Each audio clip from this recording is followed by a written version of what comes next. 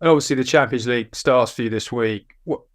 I guess is it a different dynamic for you in terms of how you approach it with Bayern as opposed to with Tottenham? Whereas with Tottenham, no disrespect to them, but it felt like a more of an adventure, more of a journey. Whereas at Bayern, it seems as though the expectation from the start is that you've got to go a long way in it. Yeah, but I still think I'll prepare in the same way as I did with Tottenham. With Tottenham, our aim was to win it every year, even though from the outside that was not always a possibility. But in our heads, in our team, that was always what we wanted to do. So I don't think I'll prepare any different. I think I'll still do the same as what I've always done. And yeah, obviously it's new for me playing for a new team in the Champions League. So we start on Wednesday, so it'll be interesting to see how that experience, how the crowd are, how the team are. But yeah, of course, it's a competition that the club make clear they want to win and try and achieve to win. So for me, it's just about going out there in every game I play and giving my best and trying to perform at that level. I don't think you're someone who looks back too much, but just to sort of reflect a little on the final that you played, obviously with Spurs against Liverpool, and how do you look back on that now, and how much does that experience drive you on to want to go one better?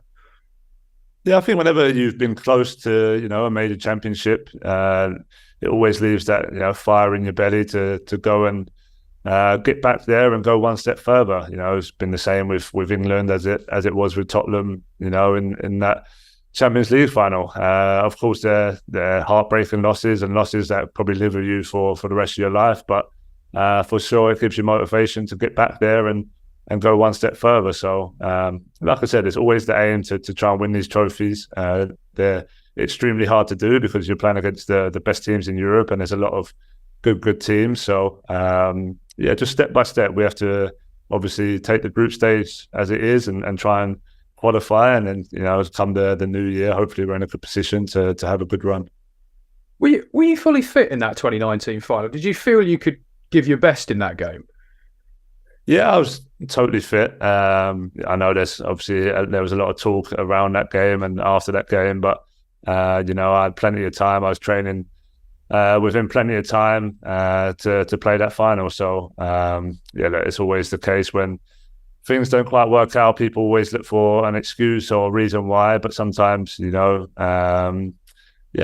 just got beat on the day by a team that performed better than us, and that's the reality of it. So, but yeah, for me, I had a clear head, and I think you had to respect the manager's decision. I don't think the manager would make a decision that was never the right one for his team. No, sure. Obviously, you're facing Manchester United in the first game. Are you a bit more vocal in the team meetings ahead of this one? Are they tapping you up for information? And obviously, the manager knows all about it, having managed in England. But you sort of the mole in the camp, as it were, to be able to give them insider info. Yeah, I think, of course, playing against an English side, I've had many experiences of that. So I think, yeah, maybe the players will lean on my experiences a bit. But teams change so much from year to year. There's a lot of obviously new players and a new way of playing. So, yeah, I think the focus will be on us as it is, every week to see how we can hurt them. And then, as always, I'll be trying to give little tips here and there to my players and the team to, try and help us be successful on the night. It'll be a tough game. I know they're going through a little bit of a tough patch right now, but they're a really talented team. So we need to be switched on in every moment and try and perform well. Last time you faced them, Harry, in April for Spurs, the United fans were singing "Harry Kane, we'll see you in June." Did you hear that at the time? It must have been a strange thing to be on the receiving end of.